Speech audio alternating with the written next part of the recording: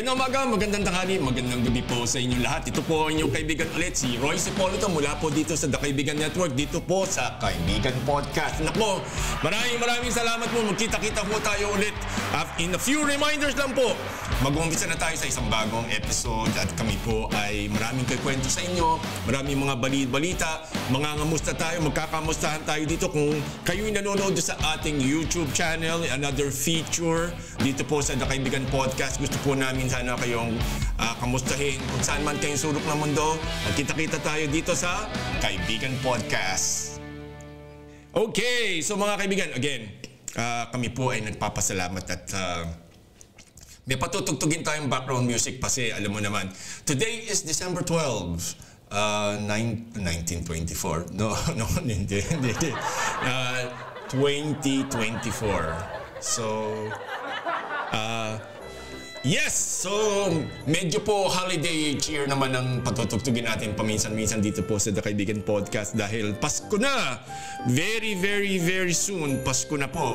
15 days? Hindi. Ano na ba? 12, 24. Basta ganun na yun.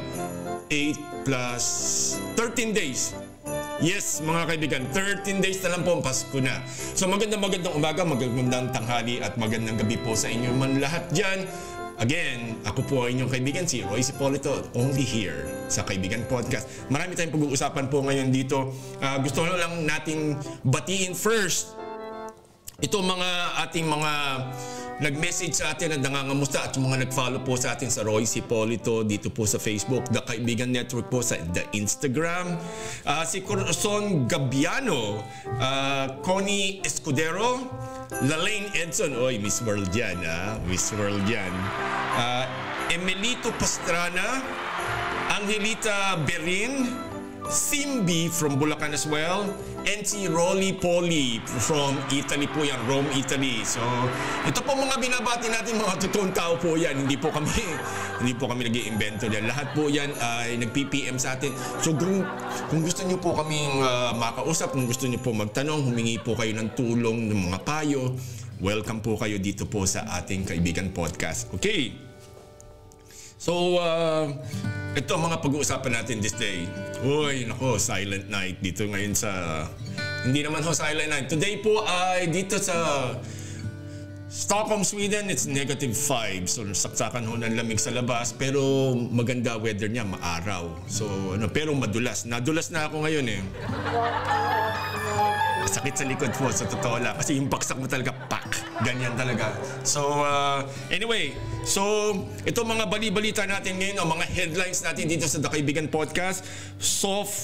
Sofronio Vasquez nanalo sa The Voice USA. Nako. Yes! Woohoo! Yes! Nanalo po siya. Pag-uusapan natin yan. Tapos yung home government budget po natin ngayon is 6,352 billion pesos. Para po yan sa 2025. Okay. Tapos lumabas rin dito sa isa sa mga balita po sa since na matatapos na taon. So uso na ngayon yung mga countdown, yung mga most popular, mga kung ano mga balita na ganyan. Sa Google Philippines, ang pinaka-Googled word pala this 2024 ay yung Carlos Yulo at si Jacqueline Jose. Yes po mga kaibigan. Top Google words dito po sa Google Philippines. Yes po mga kaibigan. And then of course, pag-uusapan natin itong baka mamaya dyan hindi pa kayo nakakabili dahil wala pang dumarating na alam nyo na, yung Christmas bonus sa Pilipinas. Isang murang camera, Vivo 440 Lite AI camera only for 15,999 pesos. Yes! Tapos sa balitang showbiz naman mga kaibigan, ito naman si kilalan po naman natin si Janice de Belen at nung dati nagkaroon sila ng anak ni John Estrada na si Kyla Estrada na nag-aartista na rin ngayon. Binabatikos po siya kasi sa internet ngayon at bilang anak ng cheater. Wow, parang parang kanta yan, anak ng Pasig, pero ito anak ng cheater. So, pag-uusapan po natin yan only here sa Kaibigan Podcast. Magkita-kita tuta. Puti! Oy, ano ba yan? Oy! Ba? Medyo mabagal ngayon tayo magsalita. Medyo puyat. Naku, magtatrabaho tayo mamaya. Paano? That's why nagre-record na tayo ngayon for hopefully for tomorrow po ito on the next few days po. Kasi Friday, Saturday, busy po tayo. And then Sunday, hanggang next month na po yan. Halos so everyday. Ay, naku, salamat. Yes, salamat po sa mga suporta ninyo. Pero hindi kami magtitigil gumawa ng podcast dahil lang po dyan. So, medyo malungkot ng konti yung tugtog, di ba? Pero, yan eh. Pinag-uusapan po natin yan. Pero kung gusto niyo, magpapalit tayo ng kanta eh. Yes. Okay. So, gusto niyo palitan natin? Okay. Wait. Sandali. Mamaya natin to umpisahan tong ang tawag dito? Itong si paring Christmas tree. At magpapatigtig tayo ng medyo nakakabuhay-buhay naman ng dugo. Yes! Yes po mga kaibigan. At like I said po, paano ba babatiin natin itong mga kaibigan natin. Alam mo, nagtataka ako pag itong file na ito hindi umaandar. Di ba? Hindi ko maintindihan.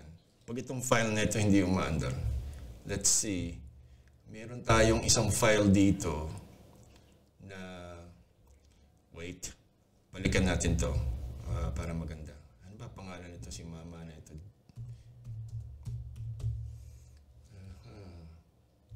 Yes. So, maglalagay tayo ng medyo maganda-gandang kanta para po sa inyong lahat to.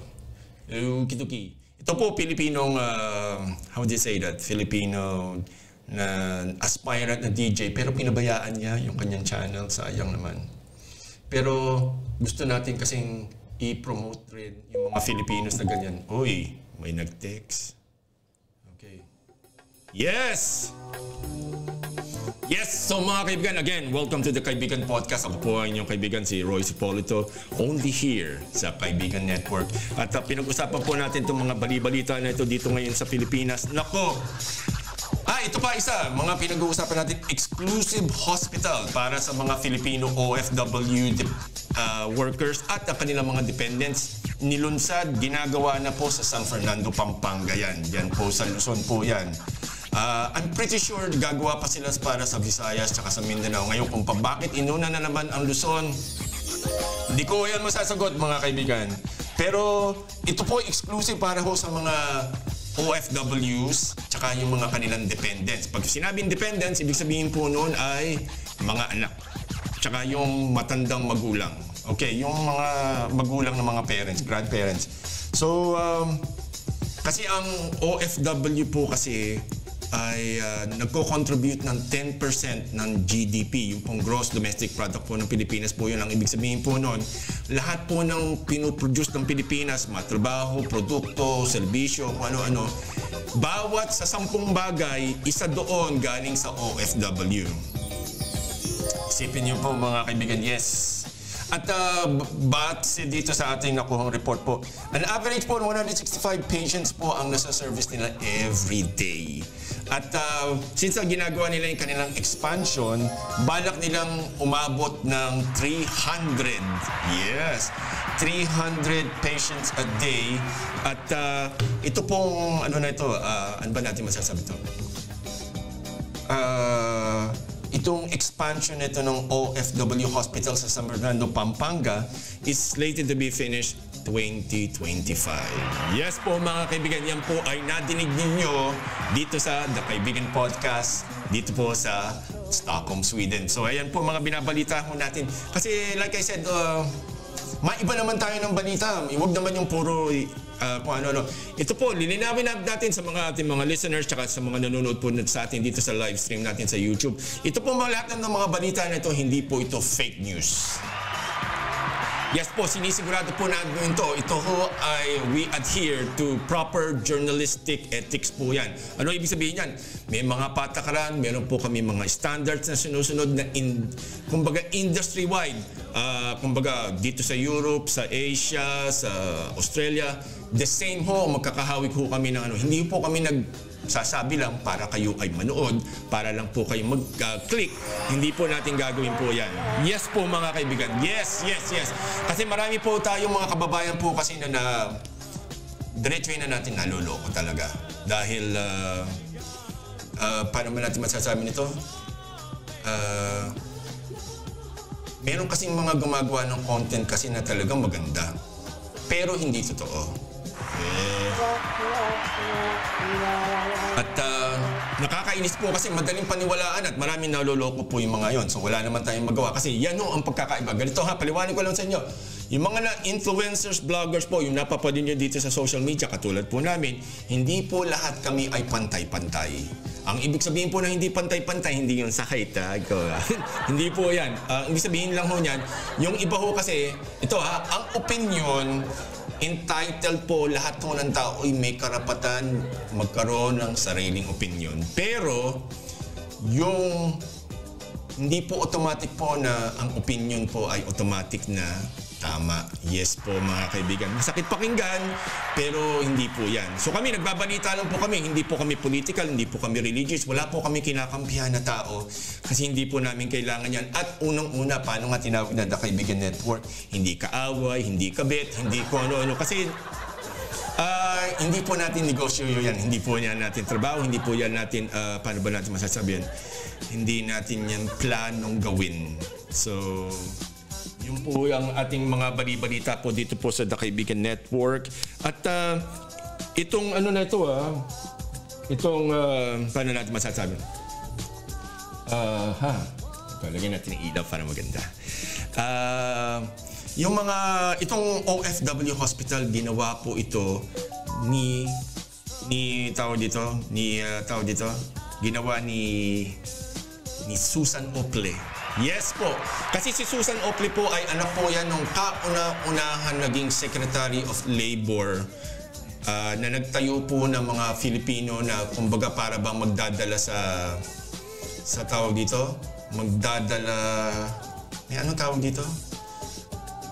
Yung kumbaga magdadala ng mga tao sa Middle East. Kasi noong mga 1970s po, nung dumadami na yung pera ng mga tao sa Middle East, yung mga bansa po doon dahil nga sa langis, ay naisipan nila magpagawa, magpundar, mga kung ano-ano. So, kalsada, building, kuryente, power plants, kung ano-ano mga planta ho yan. At since nakapo sila ng tao, kumuha sila sa labas ng ibang bansa. Diyan ako nag-umpisa yung mga OFW, lalo na yung mga Pilipino. So, si dating Senator Blas Ople, na I have the opportunity na ma-meet siya one time at kasi sa kasi mga Ople po na yan, basta meron hong circle of people po na we are in common. At kami po yung nagpapasalamat po dyan kasi ang daming nakapuntang Filipino, milyon. Nakapunta ba nga Filipino sa abroad dahil po sa programa po ni Senator Blas Ople. Paano nga may Blas Ople Center? At yung anak po niya, which is unfortunately po si Susan Ople po na dating at kauna-unahang department secretary po ng migrant workers na siya rin po ang nakaisip niyan at naging batas at ngayon po naging departamento na po yan at tumutulong sa ating mga Pilipino ay unfortunately po ay wala na po. Kasi nagkasakit siya pero meron siyang lasting legacy. Isa po yan sa mga tao na nagtrabaho sa gobyerno na nakita, actually natin nakitang may ginawang maganda at yung long-lasting. So, saludo po kami sa inyo. Secretary Susan Ople, maraming salamat po sa inyong lahat. So, ayan. Okay, ito naman medyo kwela naman ng mga kwentuhan to. Sa Pilipinas pala ngayon, meron ng mga contest ngayon ng best restroom. Yes! Restroom. Restroom. Yun yung palikuran, yung CR, yung comfort room, yung WC dito sa Europe. Alam nyo ba ibig sabihin ng WC? Water closet. Yes po mga kaibigan. So, wash, kung ano man ang iniisip nyo, water closet po ang talagang ibig sabihin po niyan. Okay, so mga kaibigan, lumalabas dito sa 2024 Best Restroom. Yes. Huwag niyong tawanan yan kasi sa totoo lang po, ito. Nagtataka ako minsan sa atin kasi we pride ourselves. Tuntua tayo, we are napakamalinis sa katawan. Pero bakit pag sa ibang lugar o kahit sa labas lang ng katawan mo, kasi minsan hindi ka malinis sa bahay, hindi ka malinis sa bakuran mo, sa kalye natin, sa barangay natin, hanggang sa syudad natin, sa bayan natin, hanggang kung saan-saan. Nakakapagtaka lang, di ba? Bakit ganoon? Malinis tayo sa katawan. Huwag niyo sabihin hindi. Sino sa inyo hindi kayang maligo ng 2 araw na straight? Lalo na sa Pilipinas. Ngayon, although hindi natin masisisi dahil talagang very humid po doon, tsaka malagkit talaga doon, tsaka yung pollution talagang dumidikit sa katawan mo eh. Tapos, kung ano-ano pa. Dito po kasi sa abroad, hindi po kami pinagpapawisan. Although hindi po weird yung hindi maligo everyday kasi nakakatuyo po ng balat. Yan po ang isa. Tapos hindi pa kayo naglalagay ng lotion. At pag ngayon mga winter season na ganito, ang problema kasi dyan, hindi paano natin masasabi yan? Hindi ka pwedeng lumabas ng basa buhok kasi pwede kang magkasakit. Pneumonia, kung ano-ano. Worse, dun sa mga kwento ng iba, nasisiraan ng bait pag lumalabas dyan. Totoo po yun na binabalita pero hindi maipaliwanag kung totoo. Okay, so mga kaibigan. So, at dito naman ako kasi sa totoo lang, pag winter, taglamig dito, hindi ganun kami kapawisin at hindi ka rin mag-aamoy hindi paligo. Alam niyo yung mga ganun. Pero again, mas maganda pa rin yung kumbaga yung para bang maligo ka on a regular basis, kunwari every other day. Kasi sa totoo lang, pag doon sa unless of course nagtatrabaho ka sa hindi magandang lugar na talagang kailangan mo maligo yung galing sa trabaho. Kasi siyempre, magkakaamoy yung higaan mo.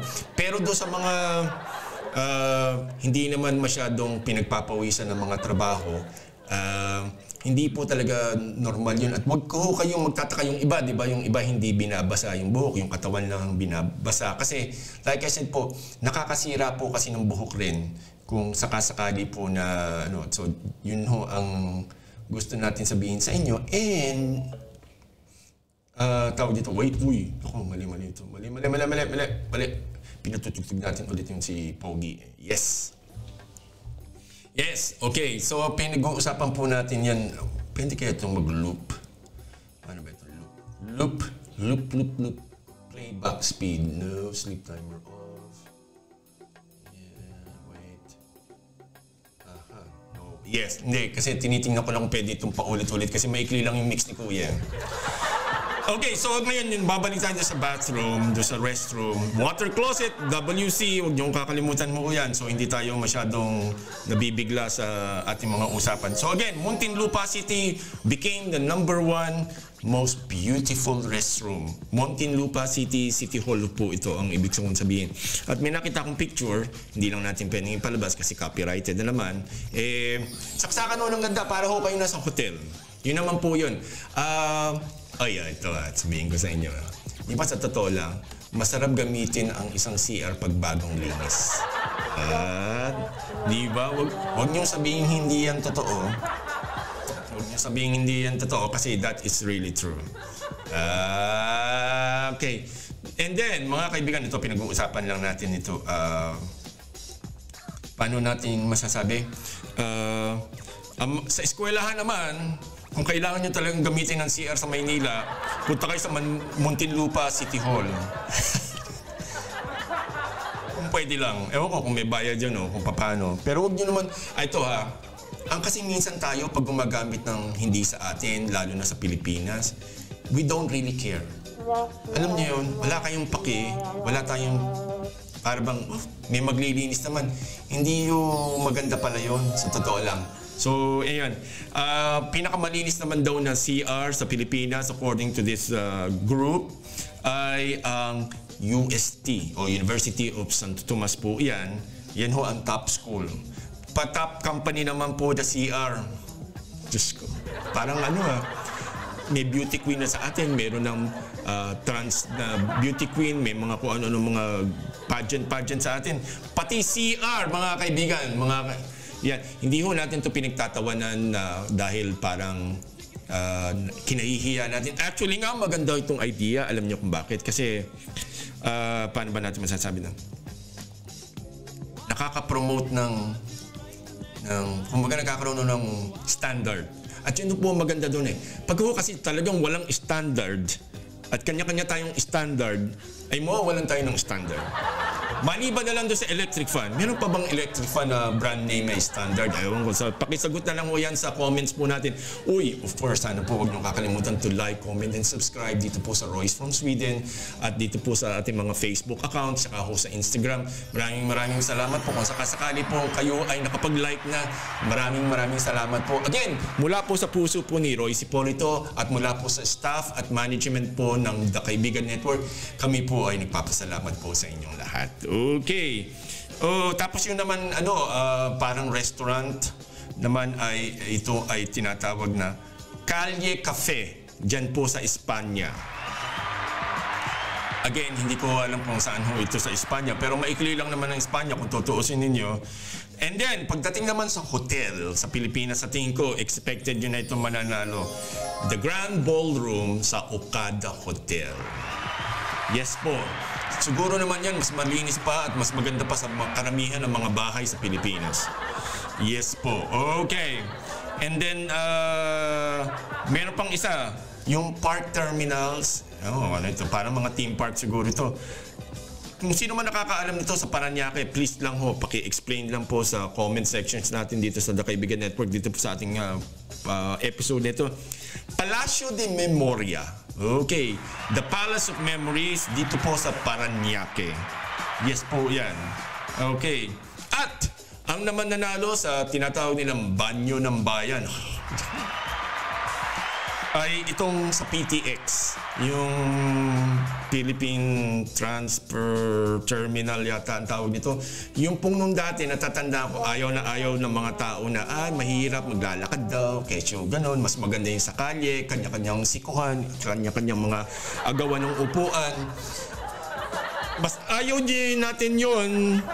Yung may inaayos na parang airport rin yan, di ba? Yung PTX, nakikita lang namin yan sa TV, pero para siyang airport, di ba? Wow, di ba? Okay, so ayan po, magpapasalamat po tayo ngayon dyan. At sino ba ito? Balik tayo dito kay Sofronio Vasquez. Alam mo siguro, meron siguro siyang nickname naman dahil parang mahirap basahin yung Sofronio. Kasi po, ito tatandaan niyo, pag kayo pag kayo nga sa media, maganda yung inyong pangalan ay, paano natin masasabi yun? Yung madaling i-pronounce, madaling tandaan. Yun po yan, totoo po yan. So that's why may screen name. Hindi po yan Tsaka of course, kahit nung araw at hanggang ngayon, importante po at delikado po kasi pag alam ng mas maraming tao, yung real name ninyo just because of scam. Kasi kahit nung araw, nung wala pa masyadong sikat na internet sa atin na ganyan, pwede pa rin manakaw ang mga identity mo. Ngayon lang mas madali kasi nga nahahanap, nasa-search lahat sa internet ngayon. So yan po mga kaibigan. So maganda at practical po kasi na meron kayong screen name. Katulad po ng Royce from Sweden. Hindi naman po apelido ko yung Sweden kasi hindi naman po. Nakatira lang po ako sa Sweden. Hindi po ako Swedish. Ako po ay Pilipino pa rin pero nakatira po sa Sweden. Yes po mga kaibigan. So, again, salamat po sa bansang Sweden. To everyone in Sweden, maraming salamat po at kinukup nyo ang Filipino community dito po. Which is around, according to the Philippine Embassy many years ago, naglalaro sa 20,000 plus a couple of hundred siguro na yung wala akong papel. Kasi dito kasi mahirap magtago. Mahirap pong kumilos kung wala kang susuportahan at walang tumutulong sa inyo pag wala kayong papel. So hindi ho sulit ditong mag-TNT. Yung tinatawag natin mag-TNT na ganyan. Kasi unang-una, wala kang chance ang magkaroon ng papel kung hindi ka uuwi ng Pilipinas at mag-a-apply ka ulit. Which ay delikado po yan dahil hindi natin masasabi kung makakabalik kayo. Pag hindi kayo na-approve, patay. Diba? So ito si Sofronio Vasquez na nanalo sa The Voice USA. Kauna-unahan Asian, kauna-unahan na, of course, Filipino na nanalo sa pagkanta, which is hindi na nakakagulat, di ba? Dahil lahat yata ng bahay sa Pilipinas ay mayroong microphone. So, hindi na tayo magugulat dyan dahil sa sobrang galing na natin, lahat na lang ng tao ay kumakanta, maliban sa hindi po tayo kumakanta, hindi po tayo mahilig dyan masyado. Pero suspiciously, meron tayong microphone pero hindi ko ito ginagamit sa pagkanta dahil talagang wala ko kang pag-asa sa boses na ganyan. Okay, so mga kaibigan, yan po. Congratulations kay Sofronio Vasquez. Ang problema ko lang dito kay Sofronio, balita po namin kasi sumali pala yan sa mga... Sabi niya, napanood ko sa isang interview, sabi niya, halos lahat daw ng mga auditions sinalihan niya. Pero... of course, hindi siya napansin. Alam niyo mga kaibigan, kung mapupunan ninyo, yan si Lea Salonga, sino ba yung mga sumikat sa abroad? Si Banig, isa yun. Itong si Sofronio, itong pangalan nito sa foreigner na band. Ano nga pangalan ng boses na yun? Si Arnel Pineda, yan. At marami pang iba na hindi sumikat sa Pilipinas, o hindi masyadong sikat sa Pilipinas pero sumikat sa abroad. Ito pong si Lea Salonga. Ngayon, mabangong pangalan niya sa kapwa Pilipino natin. Pero there was a time, noong mga panahon ng mga That's Entertainment, nung teenager pa kami noon. Uy! Ngayon, nahalata yung edad natin. Pero natatandaan ko, although si Miss Lea Salonga ay mas senior sa akin yan, wala ho ako sa That's Entertainment. Ako, hindi. Pero sa madalit sa ibig ko lang sabihin nun, very wholesome po kasi si Lea Salonga. Iba kasi yung dating niya eh. Iba siyang manamit, iba siyang kumilos. Siyempre, Inglesera. Talagang malutong na ho mag-English po yan nung araw. Siyempre, nung araw po kasi hindi masyadong... may mga tao kasi na ina-associate ng mga 70s and 80s na pag Inglesera ka, automatic yun, mayaman ka, suplada, hindi ka dapat kinakausap kasi alam nyo na, yung kumbaga parang alta syudad ang tawag natin doon, mga ganyan, yung mataas ang ano sa'yo. So, hindi masyadong sumikat si Lea Salonga. At the same time, of course, ito masakit pakinggan, pero yung kutis niya, tsaka yung itsura niya, hindi po artistahin. Based po doon sa mga standards nung araw. Kasi nung standards nung araw, kasi the more mistisa ka, the better chances na ikaw ay maging artista. Di ba, mga kaibigan? So, ayan po ang pinag-uusapan po natin dito po sa The Kaibigan Podcast. At let's say, for example, paano ba natin sasabihin to? Again, nakikinig po kayo mula po sa Stockholm, Sweden. Maraming salamat po sa inyo lahat. Ito, isa pa susunod na pinag-uusapan yung 6 trillion 352 billion peso na budget po ng gobyerno for next year. Isipin nyo na lang yung 6 trillion. Yan ay 6 million billion. If I'm not mistaken. Isipin nyo na lang po, yan, ang daming pera na ginagastos ng gobyerno. Pero hindi ho natin lahat nakikita. Kayo na ho sumagot ho doon. Kung gano'n na lang yun. At sana po sa susunod na eleksyon, pakiusap ko po sa inyo, huwag ko kayong bumoto dahil lang po kakilala, kamag-anak ninyo, tito ninyo, tita ninyo, pinsan, kapatid, malakas kayo dito. Oh, yes. Huwag ko sana. Kasi ang kailangan natin, managers, yung marunong pong humawak. Kasi maniwala kayo sa hindi, kung sino man nagplano ng LRT, yung unang-una ha, kung sino man na nakaisip na isang CR lang sa bawat istasyon, talaga naman, ewan ko sa inyo. Kasi binuin nyo, 110 million na ang tao sa Pilipinas. Tapos yung isang istasyon, isa lang ang CR, tapos hindi po maandar. Diba? Alam niyo mga kaibigan, ito, kino-compare ko lang, hindi dahil, huwag natin palagi hindi na dahilan na, mayaman kasi ang Sweden o mayaman yung tinitiran mong bansa. Paano ho sila yumaman? Kasi marunong silang humawak ng pera nila. Katulad po nung MRT namin, LRT namin dito na malapit lang dito sa bahay ko. 1970s pa ho yan ginawa, pero saksakan na ng haba at hindi kayo maniniwala, 1 million lang ang populasyon ng Stockholm. Yes, 1 million lang. At alam niyo kung bakit 1 million lang rin? Ito na, today na yun, dumami pa yan. Compared po yan sa Pilipinas, compared sa Pilipinas na 12 million na daw ang nakatira sa Maynila o on any given day may 12 million. Isipin po yun. Bilangin nyo na lang, sa bawat 12 na tao na makakasalubong ninyo kahit saan man yan, ay isa lang ang tao na tiga Stockholm. At para makita nyo, ang isang bus po pala, ito ha, para makita ninyo. Ang isang bus kasi usually nasa 50 yan, yung seating lang ha, yung bawal na yung nakatayo. Average yan ay 50 ang upuan. Mga more or less, ganun po. Pero, para ho makita ninyo na puno yan tao dyan, dito po sa amin, ang laman lang po ng isang bus ay 4. Okay. So, ganun po kaming kakonti. Hindi po yan tsamba, hindi po yan kaloob ng Diyos, hindi po yan swerte, kundi pinlano po yan ng mga tao. At mas mahaba ho ang mga trains namin at saka mga istasyon namin dito kaysa ho doon sa Pilipinas. I think. Pero, madalang po kami makatikim ng siksikan. Okay? Dahil, kahit nung araw pa, nung kukunti pa tao dito sa Sweden o kukunti pa tao sa Stockholm, inisip na nila yung the future. At hindi po ito basta-basta naiisip po nung kaway na lang. Tsaka ito ha, minsan magduda na kayo sa nagbibigay ng tulong. Kasi ang pinakamagandang tulong ay yung hindi pagtulong. Yes po mga kaibigan, at pag kayo hindi nag-agree sa sinabi ko sa inyo, part siguro tayo ng problema. Yes po.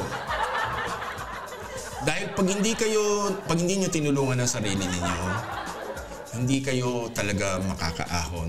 Yun lang po kasi. Hindi po pala group effort ang pag-succeed sa buhay.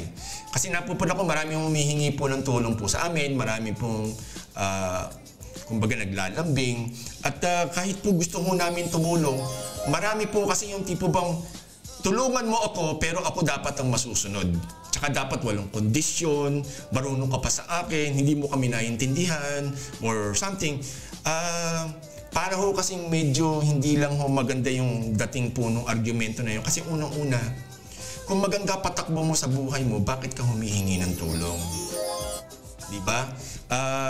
Kasi iniisip po natin kasi, ay, ang yabang mo naman, akala mo kung sino ka, napunta ka lang sa abroad. Mga kaibigan, yung po sa mga nakatira sa abroad, wala ko halos sa amin na nakapunta ng abroad ng tsamba lang. Hindi po ibig sabihin dito yung tsamba na para bang yabang-yabang lang. Ibig sabihin ko lang, halos to lahat sa amin dito ay sabihin na natin na we decided na makapag-abroad nga ako.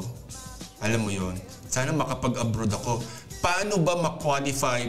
Ano ba ang kailangan kong gawin para po ma-qualify sa tao dito?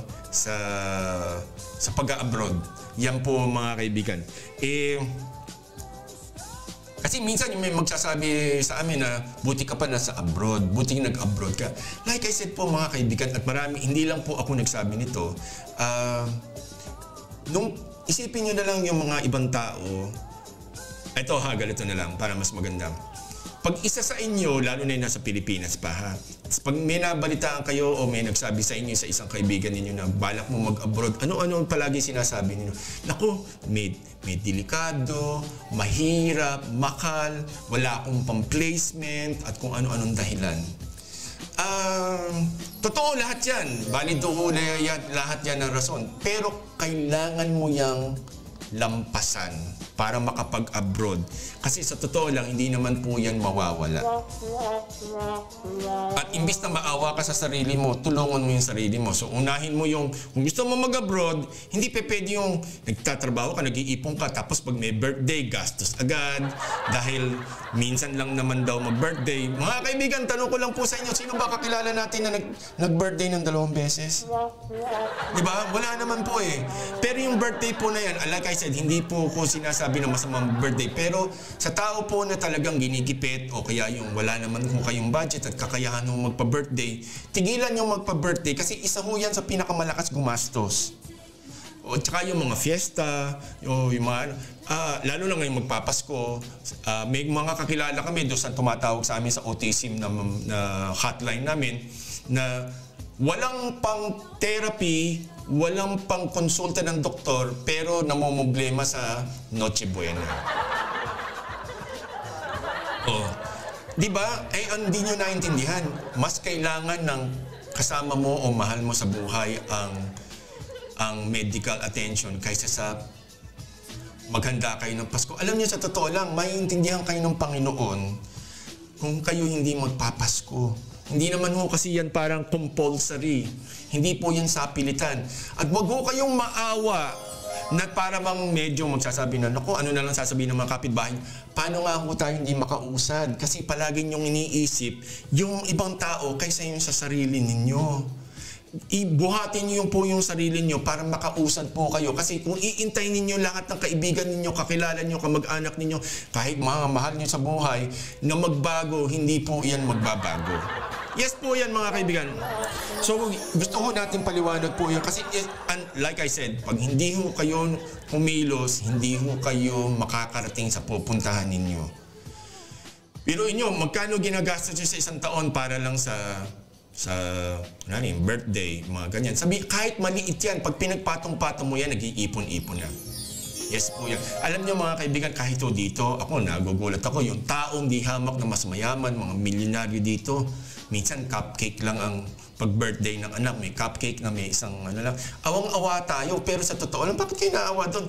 Yung bata na yon, malamang yon set for life na. Hindi dahil pinanganak sa mayaman, kasi yung mga magulang, pinaghandaan yung kinabukasan ng bata. Katulad nyo, naka-insured, nag-iipon, nagtatabi. Kasi di ba may ugali tayo mga kaibigan na, ay, hindi ako mag-o-open ng bank account kung hindi pa ako mayroong 1 milyon. Di ko lang yung rin maintindihan kung bakit to kailangan ng 1 milyon. Ang opening balance lang yata naman sa bangko, 1,000. Diba? Tsaka ano ho naman bang kayabangan yun? Isipin nyo na lang kung meron kayong perang 1 million. Hindi nyo yan, pustahan tayo, hindi yan makakaabot kasi palagi nyo uutangan ng sarili ninyo na, ay, gastusin ko muna ito kasi magbe-birthday o kaya yung a-attend ako ng ganito, si kumpare, si kumari, nanghihiram ng pera, gusto mong tumulong. Alam nyo, sa totoo lang, like I said, hindi ho masamang tumulong, pero problema po kasi sa atin, nagtutulungan tayo para walang umangat.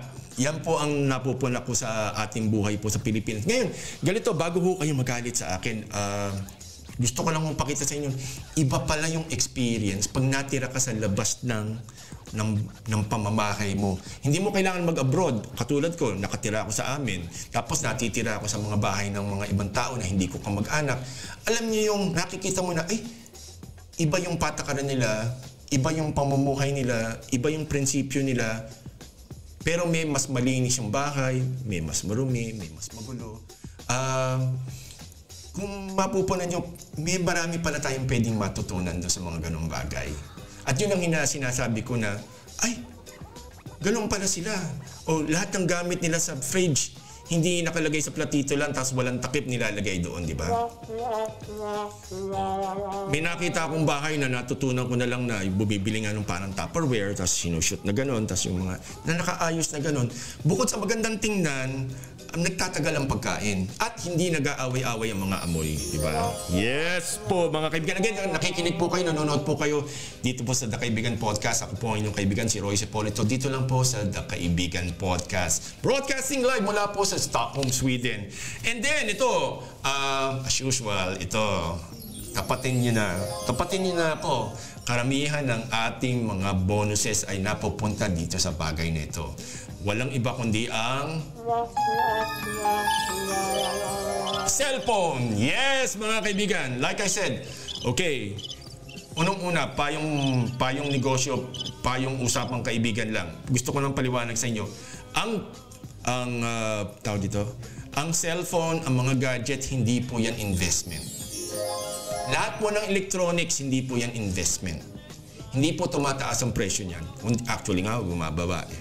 Okay, pero hindi nyo kailangan bumili ng cellphone taon-taon o bawat tuwing may lumalabas na cellphone at lalong hindi nyo kailangan bumili ng pinakamahal. Iba merong 100,000 yata na cellphone sa Pilipinas. Maniwala kayo sa hindi, di ba? Yung itsura mo doon sa 100,000 na cellphone tsaka doon sa 5,000 na cellphone, more or less, isa pa rin. Diba? Yung pa rin yun. So yung chismis, yung marites doon sa 5,000 na cellphone, tsaka yung chismis doon sa 100,000 na cellphone, ay di isa lang, di ba?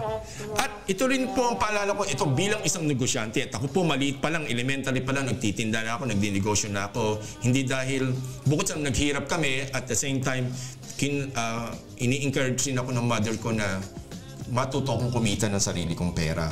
Alam niyo mga kaibigan, ganito, yung 100,000 mong cellphone, okay, maganda.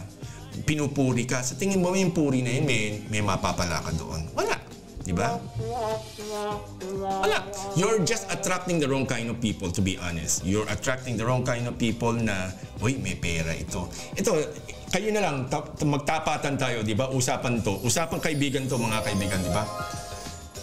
Mahilig tayong sumakay, sumabit, kumampi, kumabit, sumipsip. Totoo yan, sumipsip.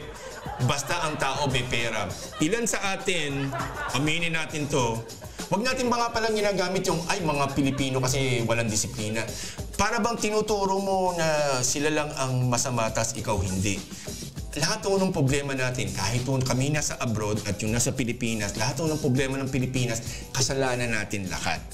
Ngayon, it's your choice to be part doon sa I did something to change. Okay, medyo malabo na magbago pero like I said, it's better to try. Yes po mga kaibigan. Anyway,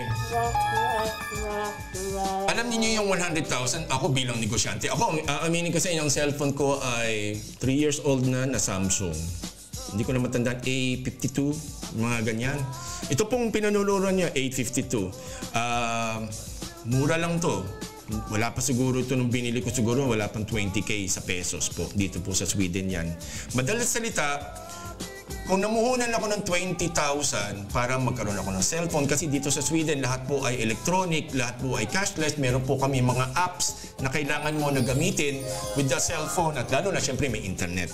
So, 3 years na ito. So, in 3 years, 6,750 pesos. Apat yun, ano? Tama. 6,250 pesos po every year ang puhunan ko para gamitin to. Compared sa isang cellphone na tig 100,000 at 25,000, mahigit. Sa 3 taon, mga 33,000. Ayan, sigurado ako dyan. 33,333 pesos and 333 pesos. And gano'n. Isipin nyo, nagagawa ko, kumikita ko doon sa puhunan ko ng 6,250 doon sa 33,333.33. Yes po. So, ibig sabihin nun, lamang na ako. Kasi hindi ko kailangan kumita pa ng 27,000 extra para nang mabawi ko yung puhunan ko para do sa cellphone. At yun po ang pino-point out ko po sa inyo kasi hindi nyo talaga kailangan ng super gandang cellphone. Alam nyo, mas maganda lang sa cellphone yung pinakamalaking memory storage space kasi yung mga kuha ko ng pictures, yung mga videos, siyempre malakas kumain yun ng space, ng memory. Pero yung camera, alam mo ito, pangit tong pakinggan pero totoo ito. Kahit kung gaano kaganda ang cellphone ninyo at kahit gaano ka high-tech ang camera niyan, kung ano man ang itsura po natin, yung pa rin po yun. Diba? Although totoo yun, yung pinakamurang cellphone, may mga 1,000 o mga lumang modelo, tsaka yung talagang murang-mura. Kung yun lang ho kaya natin bilhin, bakit ho kayong mamumblema? Mas maganda na lang yung kaysa naman sa walang cellphone. Kasi lately kasi talagang very essential na po ang cellphone. So hindi nyo ho kailangan talaga. Ito may kasabihan nga sa English, let's live within our means. Yes po mga kaibigan. At hindi kasi pinanunod ko yung oras eh. We must live within our means kasi kung hindi, dedo tayo dyan. Huwag tayong magbuhay mayaman kung hindi naman tayo mayaman. Ako sa totoo lang ako, napakasimple kong... Ako kahit siguro akong manalo sa loto pero hindi naman ako tumatayad. Pero kung mananalo po ako ng pera, wala akong masyadong babaguhin. Hindi ako bibili ng magandang kotse, hindi ako bibili ng maraming lupa, negosyo, or magpapagawa ng magandang bahay, bibili ng mga magagandang damit. Kasi alam niyo, sa totoo lang, hindi naman siguro kailangan. At the same time, ayoko rin na maging sikat dahil lang walang tigil ang paglapit sa iyo ng tao na humingi ng tulong na hindi mo na tuloy malaman kung sino yung deserving. At maniwala kayo sa hindi dahil ayokong tumulong, kuripot ako, basungit ako. Pero sa totoo lang, aminin ninyo, maraming humihingi ng tulong. Pero pag wala nang mapala sa inyo, lipat na. Diba? Totoo yan. Totoo po yan. Naging professional sport na sa atin ngayon to eh. Naging professional sport na yung kumbaga yung lapit ako kay ganito, lapit ako sa ganito. Subukan nyo ang tunay nyong kaibigan pag wala na kayong pera, pag wala nang mapapala sa inyo materially, at andyan pa yan, malamang yan ay isang tunay na kaibigan. Yes po mga kaibigan, totoo po yan. Sinisigurado ko sa inyo, mas malaki ang posibilidad na ang kaibigan nyo na kasama nyo sa hirap at ginhawa, iba pa yung misis at iba rin yung kabet, wag niyo po yun. Pero ibig sabihin ko lang doon, kung ang friend mo hindi nagbibilangan kayo ng kahit ano, kahit hindi kayo gumagastos, kahit hindi kayo nagpapagandahan ng bag, mas maganda yung kaibigan kaysa doon sa mga pumupuri sa inyo. Oy, Royce, ang gwapo-gwapo mo. Ang bait-bait mo. Naku, salamat, ganyan-ganyan. Pero pag wala ka na ibibigay, wala na. Totoo po yan. Huwag niyo sabihin na hindi. Dahil, paano ko ba masasabi ito? Ang problema po kasi sa atin ngayon ay marami ng tamad. Totoo po yan. Marami ng tamad sa atin. Kasi nagkapatong-patong na yung problema sa atin. Diyan na lang tayo nagkakatalo, mga magkakaibigan. Hindi po ito yung mas matalino palagi, mas may pera. Kasi po advantage po yan. Si si Manuel Villar, yung dating senador, tsaka yung may-ari po ng mga ng mga malalaking arian, mga Camellia Homes yata, yan, mga ganyan. Alam nyo, yung silang mag-asawa, nagtitinda sila sa palengke. Ngayon, if I'm not mistaken, siya yata pinakamayaman na Pilipino ngayon. Diba? Para lang. Pero I'm very sure nasa top 5 siya na pinakamayaman ng mga Filipinos na sa Pilipinas yan. And isipin nyo, nanggaling sila sa palengke. Alam niyo yun, yung kumbaga yun na nagtitinda daw sila ng isda, bangus yata yun or something. Something similar po doon. Okay, so nakikinig po kayo sa The Kaibigan Podcast. Ako po ang inyong kaibigan, si Royce Hipolito, at welcome po. Mula po kami sa Stockholm, Sweden. Kami po ay bumabati sa inyo isang magandang umaga, magandang tanghali, at magandang gabi po sa inyong lahat. At kayo po ay nakikinig dito sa Kaibigan Podcast. Pag-uusapan lang natin, usapang kaibigan. Wala ho itong plastikan, wala ho itong marites, at wala ho itong mga intriga. Kaibigan lang po. Isang tunay na kaibigan na nagsasabi ng totoo, hindi po binabalot yan ng maganda. Masasabi ang isang tunay na kaibigan pag kaya niyang sabihin ng isang bagay na kailangan dapat mong maintindihan or marinig. Yes po yan. Mas gusto ko yung mga ganong kaibigan. Ako, aminado ako, kukunti lang kaibigan ko, pero majority, siguro. Majority. Ako, pag napakinig din itong episode na ito, patay tayo dito. Pero again, you know what I meant. Mga kaibigan, yes po. So, ayan, pinag-usapan na natin yung CR. May mga contest pala sa Pilipinas, yung pinakamagandang CR, which is very good yan. Yes! Thank you po, mga kaibigan. Again, huwag niyo pong kakalimutan, recap po natin yung meron OFW na ospital sa San Fernando, Pampanga. So, kung kayo ay OFW at dependent kayo ng isang OFW, meron ng ospital exclusive para lang po sa mga OFWs po. Yan. So, huwag niyo kong kakalimutan yan. Again, si Carlos Yulo. Uy, nakalimutan ko, banggitin. Kung sa cellphone, tingnan nyo itong Vivo F40 Lite AI camera which costs 15,999. Yan daw ay recommended ng isang malaking newspaper company sa Pilipinas, newspaper periodiko po sa Pilipinas. And tingnan niyo kung talagang kailangan niyo ng cellphone. Like I said, ideally ang cellphone niyo dapat yan tumagal ng mga 4 years. Okay. So huwag kayong bumibili. Ito pinakapangit sa cellphone sa mga panahon ngayon ay yung memory. Huwag kayong bibili ng ang memory ng cellphone ay hindi bababa sa 120 gigabytes. Yung internal yun internal, wala pa dun yung SD card. Yung minsan yung nasa loob nito, yung mga ganyan po mga kaibigan yan. Okay? Pero importante po yan kasi andyan na yung update. Pag hindi kayo nag-update ng cellphone, dyan na kayo nadadali sa mga scams. Napapasok yung cellphone ninyo. Okay, tapos yung yun lang, sa totoo lang, yun lang memory talaga, storage talaga lang ano. At like I said, ito ho pa yung kapatid rin, bilang sa IT rin po ako. Mas maganda kung si cellphone ninyo ay yung laman niya, binabackup ninyo sa computer. Kasi pag nawala siya, lahat ng contacts ninyo nawawala rin, di ba? At tapos mag-iiyakan tayo. Minsan kasi mawawala yung, katulad ko, hindi ko matandaan yung nakilala ko noon na nakasabay ko sa Italian Embassy, na napakabait na tao, na naging bisita pa namin sa bahay namin sa Italy noon, na may-ari sila ng isang kilalang brand ng damit dyan sa Pilipinas. Gumagawa sila ng mga pantalon ng maong. Nawala siya kasi hindi ko alam. Tapos nagpalit ako ng cellphone. Doon ako nadali.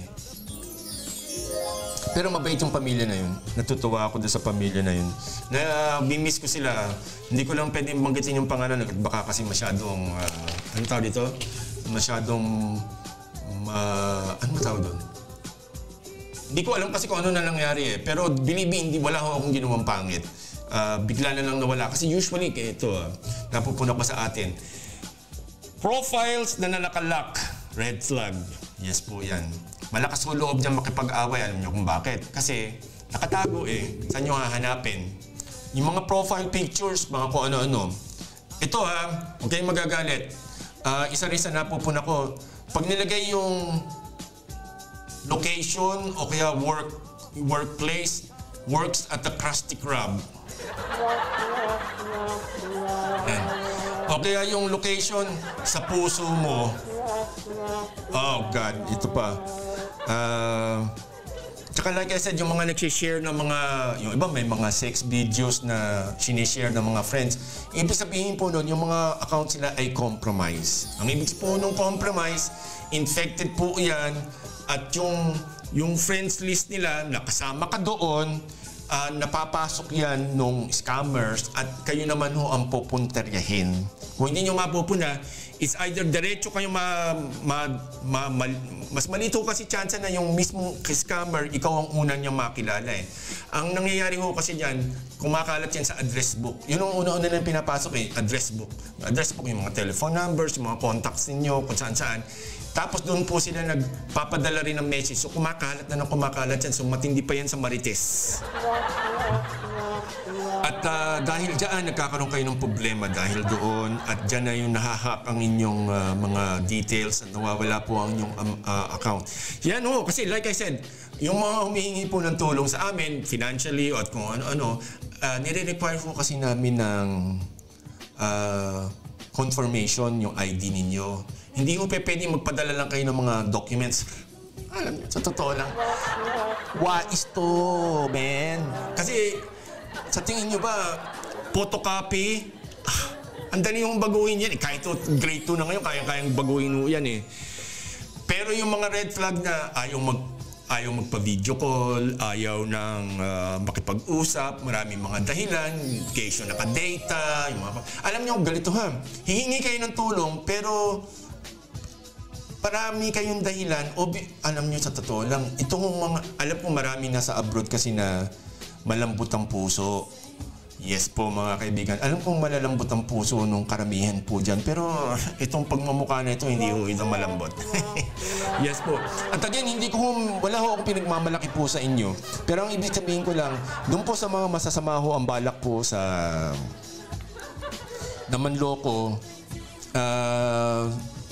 magkakapahiyaan po tayo. Kasi like I said, yun po mga taong tumutulong po o nagbibigay po sa amin ng financial at material help para ho makatulong po sa iba. Talaga ho dumadaan po sa butas ng karayom. At meron pa kaming tiga DSWD na nagche-check po dyan. Paano kung konti humihingi ng tulong sa amin eh? Alam nyo kung bakit. Kasi nga ho, marami kasi ngayon sa atin, lalo na yung mga nasa abroad po na ganyan, ay ate, buti ka pa, kami yung walang makain, ganito. Padala ka agad ng $100. Yung pala, hindi naman pala. Talagang may sakit. Nag-Jollibee pa. Ito, true story ito. Meron akong classmate nung dati, hindi ko na lang babanggitin kung saan. Classmate ko siya nung high school. Babae po ito. Matagal ko, friend request ko before. Hindi po ako tinanggap. Okay. So siguro may dahilan o whatsoever. So sige. Family friend ko pa ho ito ha. Family friend. Although matagal na kami hindi nagkakausap. Mga 20, 30 years na siguro or something. Pero pagka kayo taga-probinsya, alam niyo na magkakakilala lahat tayo, di ba? Di ba? Kakakilala tayo lahat eh. Anyway, so one time, siguro mga last year lang to, nag-message sa akin, sabi, "Uy, hi, big time ka na, buti ka pa. Pahiram naman ng 1,000 pesos or basta pahiram ng pera agad." Alam niyo, first message yun out of the blue. Ang pangit dito kasi, hindi scammer lang na account eh. Sa totoo lang talagang siya po yun. Kasi verify ko pa yan sa mga kamag-anak niya na friends ko rin at tinanong ko na siya ito, di ba? Yung ganyan po. Kumaga, tatanungin mo. Tapos, doon ko nalaman na alam niyo meron tayong mga kaibigan. Ako po, ito lilinawin ko lang. Ako ay meron mga pinagkakautangan. Pero pinipilit natin balang araw lahat yan matapos ng bayarin, di ba? Yun po yan. Pero yung pong iba, umuutang lang para mabayaran yung utang. Yun po, hindi ko yun maganda. So, hindi po ako nagmamalinis. Yan po, sinabi ko sa inyo ng diretso. Paminsan-minsan, kailangan mo umutang kasi may bibilin ka. Like for example, ito po mga ganitong gamit po, hindi po ito mura. Okay, so ginagamit po natin to sa trabaho natin at kung iintayin ko pang makaipon, aabutin tayo ng santo-santo bago makabili nito, kailangan natin. Okay, so magbabalik lang po tayo mga kaibigan after a few reminders.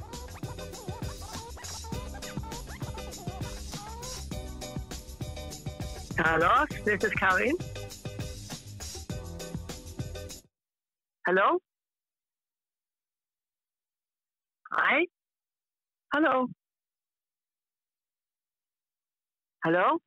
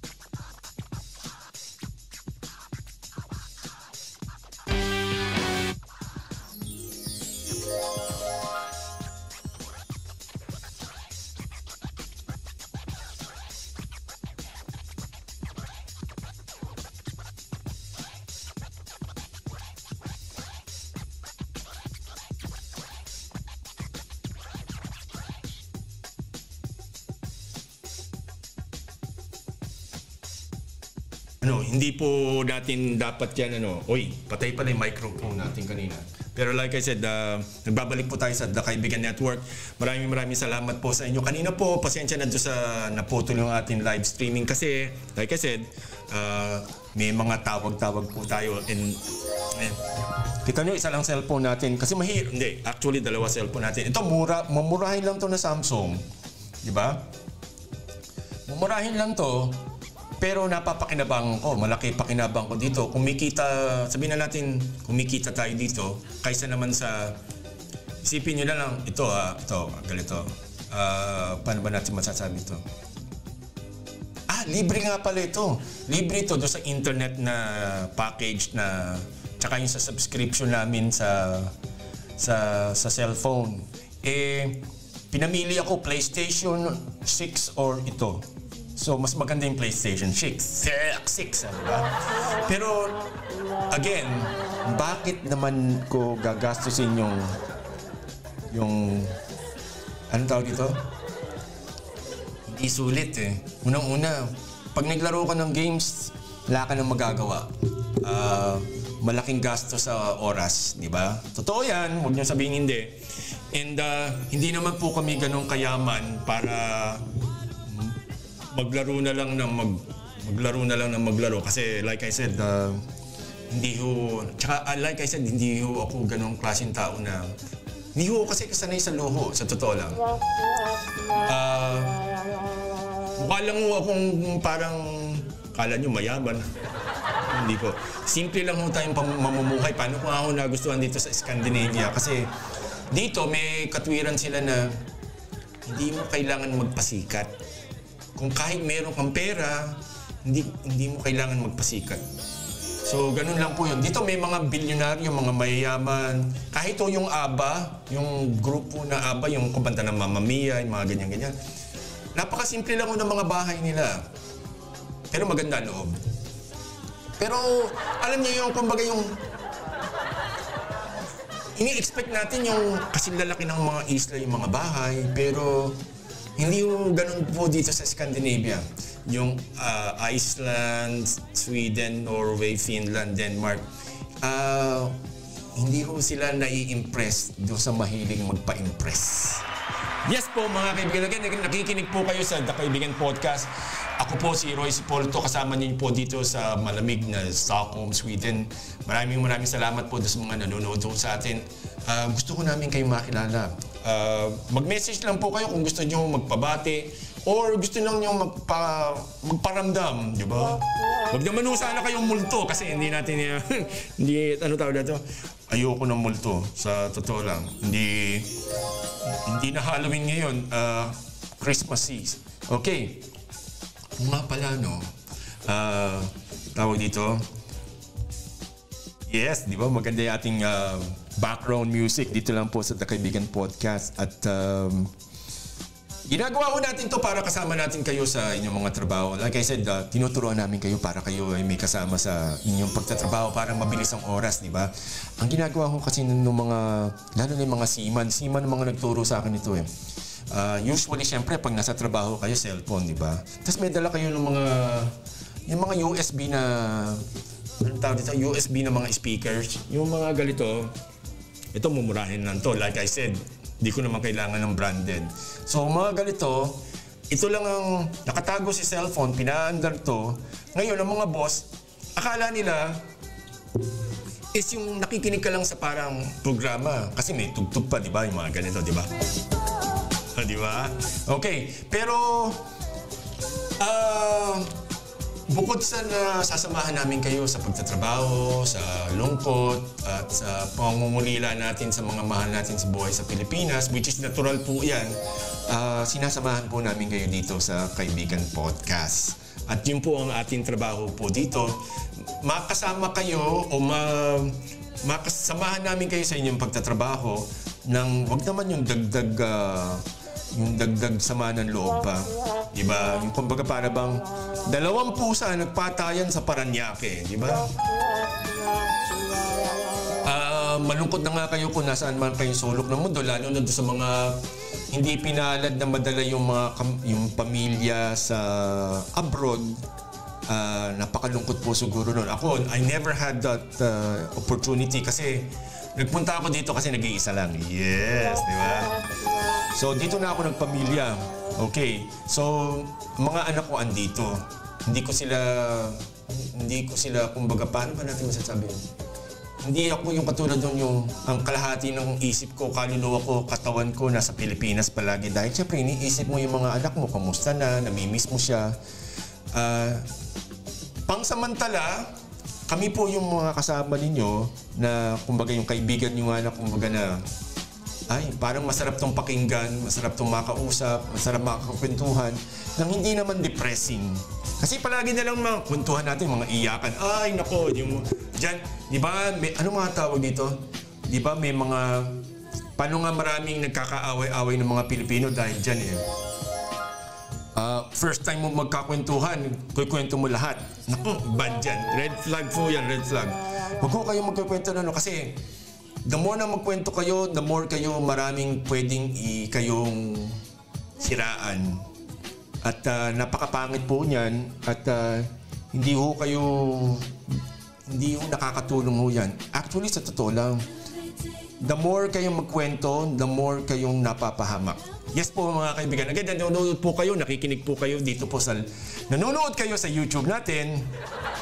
Yes po, live stream. Royce from Sweden po. Don't forget to like, comment, and subscribe. Dito lang po sa ating maliit po na palatuntunan na ang habol po namin dito ay samahan po kayo bilang isang kaibigan na nangungulila sa isang kaibigan rin dito po sa abroad. Di ba? Parang totoo. Joke lang po. Pero it's really true. It's really true. Gusto lang ho namin siyempre kayong sumaya. Lalo na ngayon, maraming senti kasi magpapasko, malayo sa mahal sa buhay, malayo sa girlfriend, malayo sa magulang, kapatid, anak, pamangkin. Mahirap, di ba?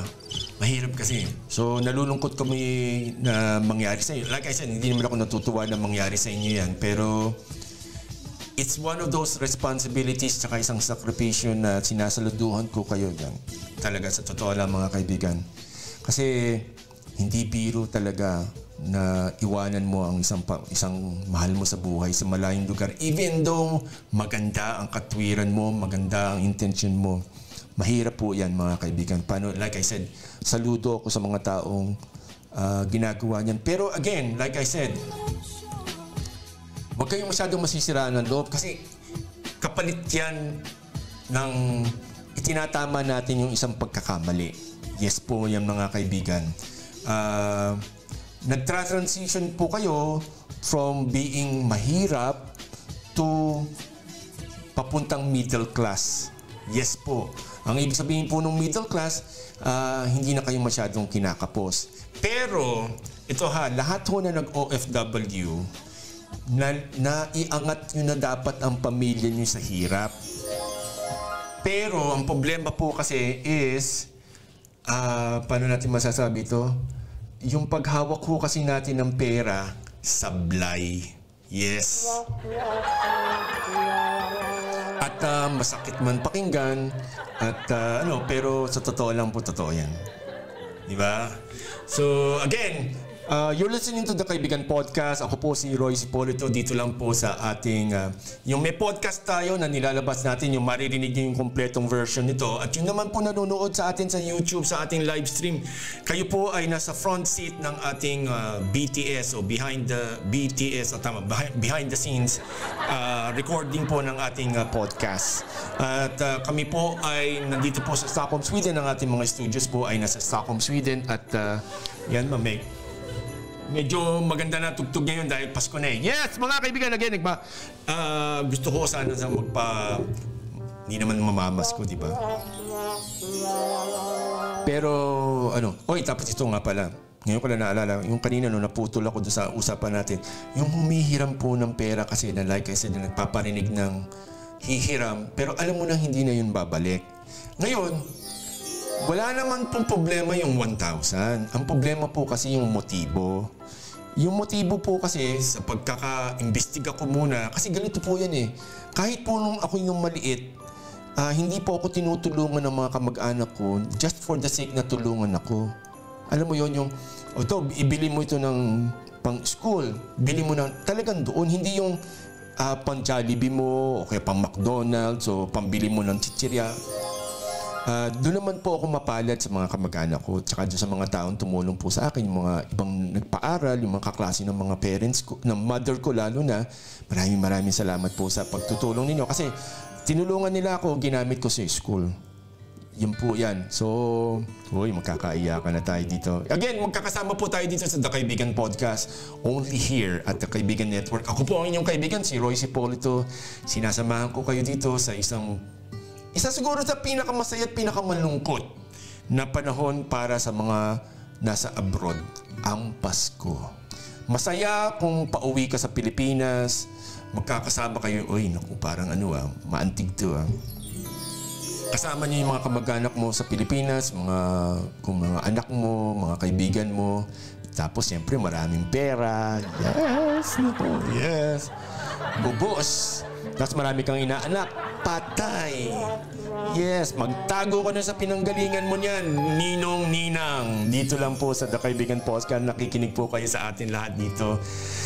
Oh my goodness. Pero ano ba magagawa natin dyan sa ganyan? Okay, so magkakasama po tayo ngayon dito sa ating Kaibigan Podcast.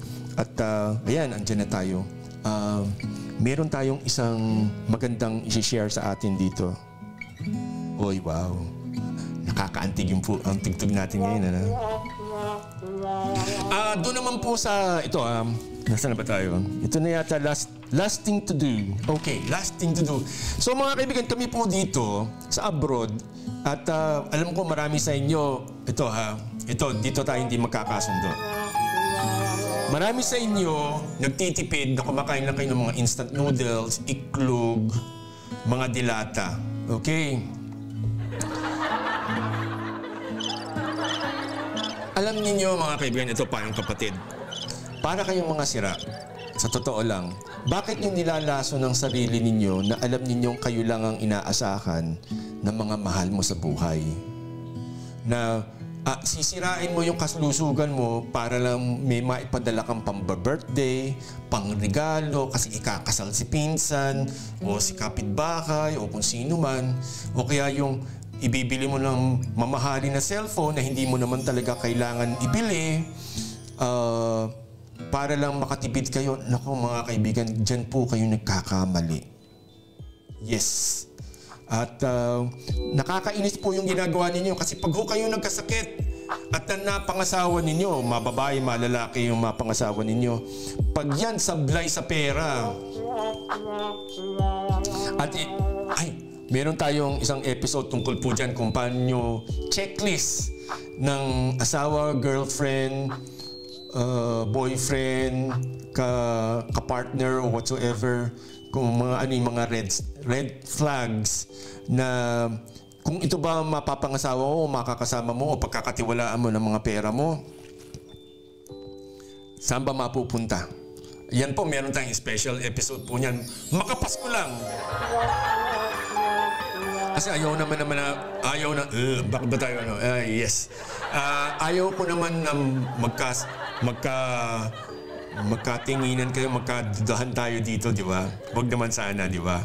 So, siguro after na, sabihin na natin sa mga New Year's resolution natin dito. Again, nakikinig po kayo sa The Kaibigan Podcast dito po sa The Kaibigan Network. Ako po ang inyong kaibigan si Roy Cipolito.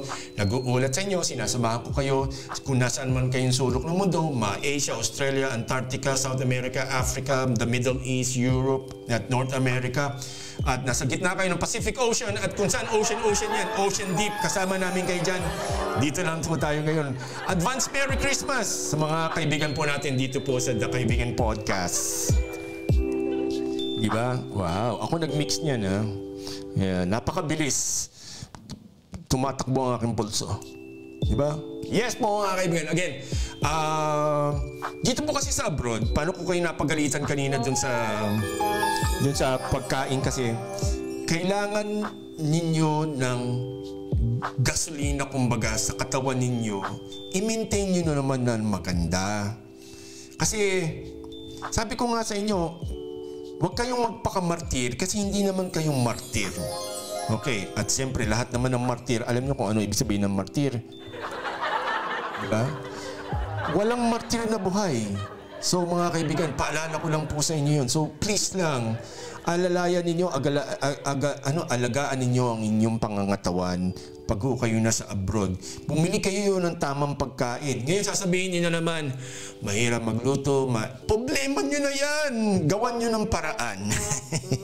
Yes po mga kaibigan. Kasi alam niyo sa totoo lang, planning kasi tayo kasi mga Pilipino, mahilig tayo kung kailan na yung panahon, tsaka lang tayo magpe-prepare.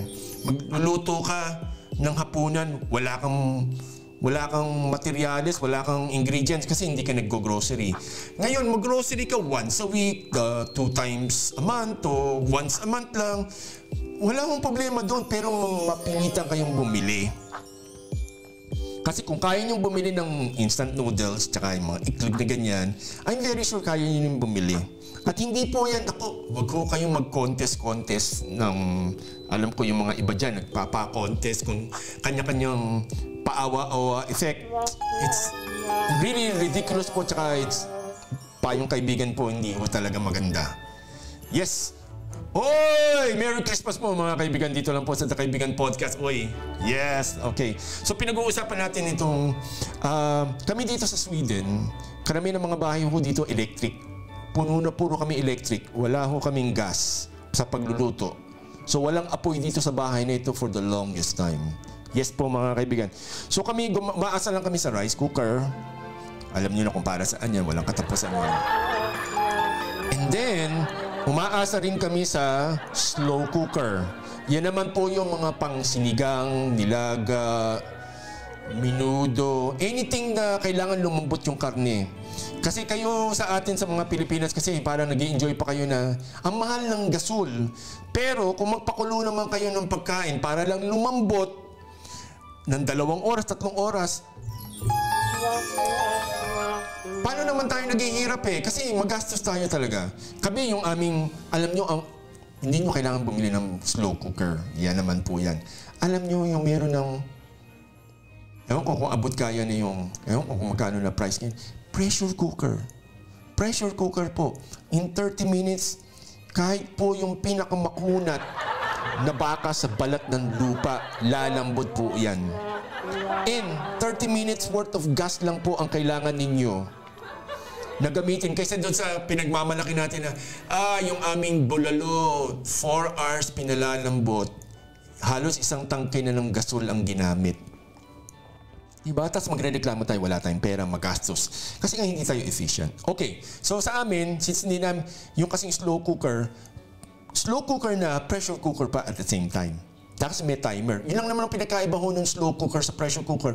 Meron hong timer tsaka maliit na parang computer na pwede magluto ng isda, ng soup, rice cooker din kung gusto niyo. Tapos yung mga stew, mga ganyan. Ang pag sinabing stew, yan yung mga hamonad, mga minudo, afritada, yun mga stew, tsaka mga soup. Huwag niyo lang muna lalagay yung mga gulays kasi talagang madudurog siya. Okay. So, ngayon, isan sa pinakamaganda naman namin dito na napuna ko for the last almost 4 years, gumagamit kami ng air fryer. Ang maganda sa air fryer, hindi na kami gumagamit ng mantika. Yes, mga kaibigan. Again, welcome po sa Kaibigan Podcast. Ako po ang inyong kaibigan, si Roy Sapolitod mula po dito sa Stockholm, Sweden. At kung nakikita nyo ako, welcome po to the live stream from Roy's from Sweden. At doon naman po sa ating audio, yun naman po ay nire-record kasi natin to. So mga kaibigan, so again, ngayon, doon po sa hinahabol natin yung air fryer. Okay, so hindi naman po again, pabor sana kung branded. Bakit? Kasi napupuna ko, mga branded kasi meron silang certain level of quality. At mas makakamura kayo at mas magtatagal at aabot ng mas matagal. Therefore, sulit yung pera ninyo kaysa doon sa mumurahin na taon-taon nagpapalit o madaling masira, hindi rin yung practical. So bumibili kami ng, sabihin mo na yung Metatak, yung kilalang brand, hindi dahil sa social or conscious ako sa brand, kasi alam mong expected meron level of durability. Yung kumbaga yung katulad ko, bumili ko kaming Philips. Pangalawa pa lang itong Philips na air fryer. Umabot ng 3 years. bago nasira. At halos everyday namin yung ginagamit. And siyempre, natural masisira siya. And, if I'm not mistaken, parang lampas 6,000 pesos. Yung una maliit, nas ngayon medyo malaki, so nasa below 10,000 siya. Yung XL, kasi yung maliit, hindi naman kasya yung mga ibang bagay. Katulad ng isang buong manok, yung maglilitsyon manok ka, di ba? So, nung nasira siya, ang hinanap na namin yung pinakamalaki na branded, tsaka yung pinakamurang branded na malaki. Yun ang ating ano tawag dito? Hinahabol natin. Okay. So like I said, ito po ang yung mga hindi marunong magluto, yung air fryer tsaka yung slow cooker ang pangtawid ninyo sa gutom ninyo. At kayong kung magkakasama kayo sa bahay, ang maganda lang dito sa mga slow cooker na ganito, pag samasamahin nyo yung mga karne, sabaw, yung mga mix, kung ano man ang gusto ninyo lutuin, ilagay nyo ng 7 hours, 8 hours, pagbalik ninyo mainit pa rin at hindi ganun kalakas rin naman kumonsumo ng kuryente. Tapos hindi kayo hirap na magluto, hindi kayo nagmamadali. Kasi dyan kayo dinadali nung, alam niyo sinisira ninyo yung atay ninyo, tsaka yung ano tawag dito? Yung kidney ninyo, lahat na. Kasi, like I said, wala akong masamang kumain ng instant noodles. Pero kung yan ang ipapalit ninyo sa normal na pagkain, talaga pong uuwi po kayo ng bangkay sa Pilipinas. Yes po yan. So, huwag ho kayong magagalit sa akin kasi talagang nagsasabi lang po ako ng totoo. Ngayon, like I said, sa pangalawang episode na natin to, meron tayong ni-research na pwede nyo itong pagkakitaan, pwede nyo rin, again, pag pinagkakitaan, huwag nyo na ikwento kung paano nyo ginawa. Kasi meron tayong ganing mga Pilipino na, uy, ito, nagtitinda ako ng chicharon. Ganito kami magluto nun, itong secret recipe. Di ba? Huwag nyo nang ginagawa yun. Diskarte nyo yun sa solohin ninyo. Hindi ho yung kadayaan, hindi po yung kasakiman. Oy, again, magandang umaga, magandang tanghali at magandang gabi po sa inyo lahat. Ako ang inyong kaibigan, si Roy Sipolito, dito po sa The Kaibigan Podcast. At December 12, 2024 po itong episode nito nung nirecord po natin dito po sa Stockholm, Sweden. At kami po ay nagpapasalamat sa inyo at kami po ay sinasamahan ninyo dito po sa The Kaibigan Podcast again. At so doon sa ito, napuna ko lang to, yung pie turnovers o parang empanada lang to, pinaganda lang, di ba? Parang parang pwede mong gawin tong negosyo in case na magaling ka magtimpla or something. Pero sa nakakaintindi magluto, sa tingin ko, konting ano ba tawag dito? Konting kalikot lang yan dyan, konting pindot dito, konting tikim dito. Okay ka na. Okay ka na dyan. Yes. So, ito yung basic. So, doon naman sa mga kaibigan natin na nagmamadali, hindi marunong magluto, air fryer at slow cooker ang katapat ng buhay ninyo. Yes po mga kaibigan. Again, nakikinig po kayo sa The Kaibigan Podcast. Ako po ang inyong kaibigan, si Roy Sipolito, dito lang po sa Kaibigan Podcast, live from Stockholm, Sweden. So welcome ho to the show. At pinag-uusapan natin dito kung ano pwede mo lutuin sa air fryer. Ngayong magpapasko, kung may bisita ka na mabilisan, na hindi ka masyadong hirap, ito na ang pwede mo siguro ma-serve. Isa sa ma-serve mo na hindi masyadong magastos at hindi rin masyadong mahal at hindi rin masyadong matrabaho. Di ba? Dito lang po sa The Kaibigan Podcast. Ako po ang inyong kaibigan, si Roy Sipolito. At para tayo nagmamadali, pero hindi po kami nagmamadali, pero gusto po namin kayong matulungan dito po sa pamumuhay natin sa abroad. Dito lang po sa The Kaibigan Podcast. So, air fryer recipes natin ngayon, pie turnovers, or kung hindi ako nagkakamali, empanada. So, itong empanada na ito, itong mamaya bibigyan natin yung ingredients at yung procedure. Para ho doon sa nagwe-wait, yung ayaw tumaba dyan, na taon-taon New Year's resolution pero walang resolution at evolution, it's the same pa rin. Ako tinigilan ko na mag-resolution kasi hindi naman talaga natutupad eh. Niloloko mo lang sarili mo. Anyway, pero doon pa rin sa gustong tumalon at mag-polka dot at umasa na magbabago buhay nila, tulungan niyo po yung sarili niyo kaysa po sa umasa po kayo sa mga papaswerte. Okay, calories po nitong isang pine turnovers ay 192 calories. Kailangan ng isang tao ng 1,500 a day para mabuhay. Kung kumikilos ka, yung nagtatrabaho. So isipin mo lang, so ito ay 1, 2, 3. 7 ito, parang pagkain mo na for one day. Yes po. Again, huwag nyo kakalimutan kumain ng gulay, prutas, tsaka fruit juice at kung ano-ano. Ang kasama nito, fat ay 9 grams. Saturated is 4.2 grams. Protein, 2.5 grams. Carbohydrates, 25 grams. 14 grams of which is sugar, mga kaibigan. Fiber, 0.6 grams. Salt is 0.3 grams. So yan po ang nutritional value nito. Yes, okay, silent night tayo ngayon, mga kaibigan. Again, advance Merry Christmas sa mga kaibigan po natin. Hindi pa huli magpadala ng regalo para sa akin. Joke lang, hindi naman. Pero kung kayo po'y napipilitan, maraming salamat po. Actually, meron na nagpadala. Hindi ko lang alam kung nasaan, pero meron na nagpadala. Maraming salamat po.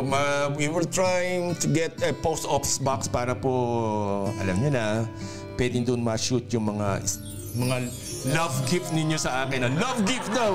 Okay, so mga yan. Okay, so ito pong pie turnovers nito o empanada, pwede ho kayong gumawa in advance at ilagay ninyo sa ref, sa freezer, para pwede nyo lutuin later. So isipin nyo lang, gumawa kayo ng marami nito in batches. Huwag ko kayong gagawa ng isang supot lang.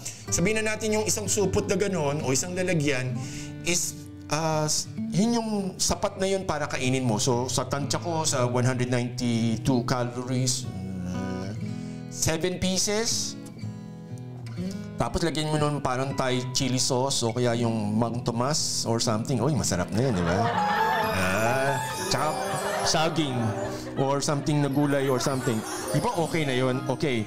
So ang gagawin mo natin, pwede mo ilagay sa freezer. So just in case na talagang ginagahol kayo, huwag na naman yung kakainin everyday, di ba?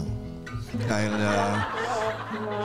hindi ko naman yung gusto na intention na ito ipalit nyo sa instant noodles kasi hindi ho yun maganda. Anyway, so gawin ho natin to. So i-store sa freezer.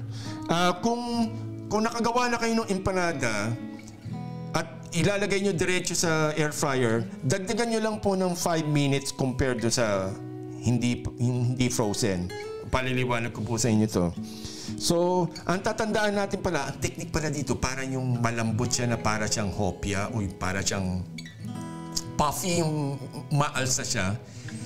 Yung temperature pala dapat, bago mo i-shoot doon sa loob, dapat nasa tamang init na. Okay? So, para niya pala yan yung katulad ng sa liempo na i-freeze, lulutuin mo muna, tapos i-frozen mo, tapos saka mo piprito. Yun pala yun. So, ganun pala yan. So, kailangan muna malamig siya, tapos lagay mo doon sa air fryer. Pero bago mo ilagay sa air fryer, dapat mainit na siya doon sa temperature niya. And then, plus 5 minutes. Again, abangan niyo kung napakadali lang nito. As in, ako nga may naiisip akong gawin pa. Gagawin ko itong experiment na ito rin eh. So, ang kailangan natin ay 300 grams. 320 grams ng ay hindi. Ano ito? Parang sheet puff pastry. Yung dough. Kung may nabibili kasi na ready-made na sa supermarket, lalo na kung nasa abroad po kayo. Or kung hindi naman, gagawa kayo ng dough. So, yan po yan.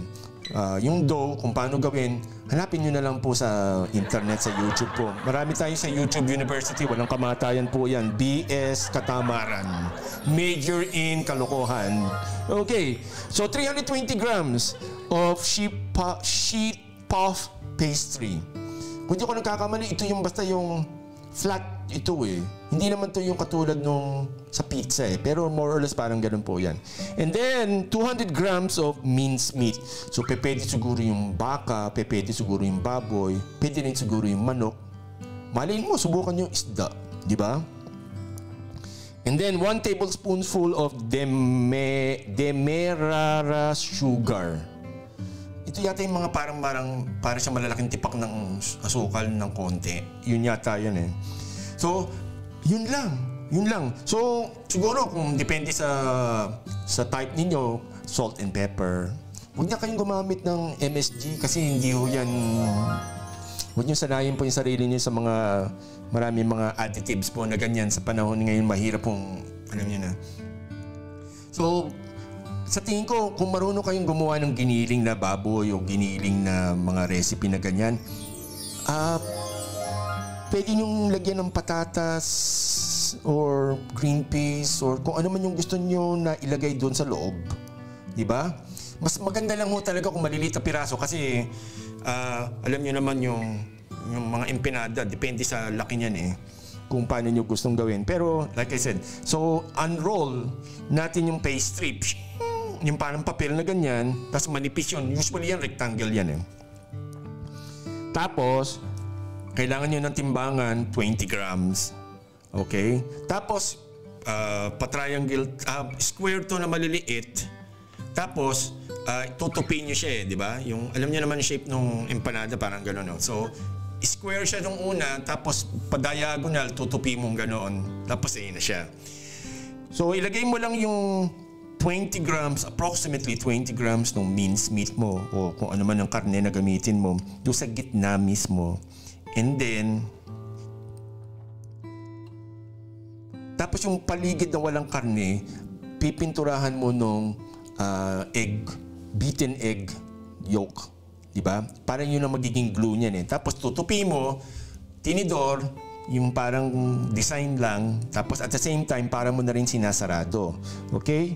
And then, makakagawa ka na ng isang triangle. Tapos with the fork, bumutas ka lang sa ibabaw ng 2 o 3 butas doon. And then, you'll be okay. Para sumigaw lang ho yun, para hindi pumutok. Kasi pag niluto mo yan, yung moisture ng karne, yung tubig niya, magiging steam. Ano na po yan. So again, gumagawa po tayo ng empanada using an air fryer po.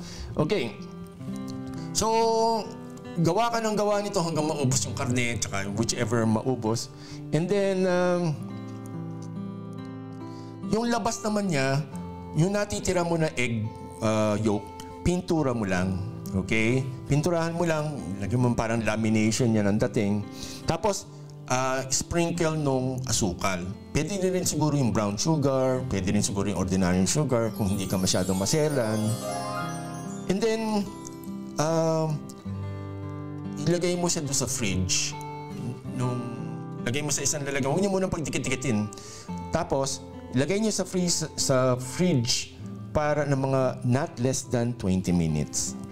And then, after 20 minutes, pwede nyo na paandarin si air fryer ninyo. And si air fryer ay dapat, bago nyo ilagay yung itong mga ginawa nyo nito, dapat ang temperature nyo sa loob ay 180. Parang katulad din po yan sa oven.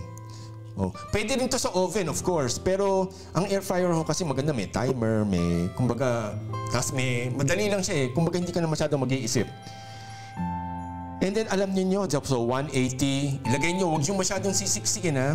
And then after 10 minutes, luto na siya. At kung galing naman siya sa frozen, natatandaan niyo kanina yung pinag-uusapan natin, yung frozen.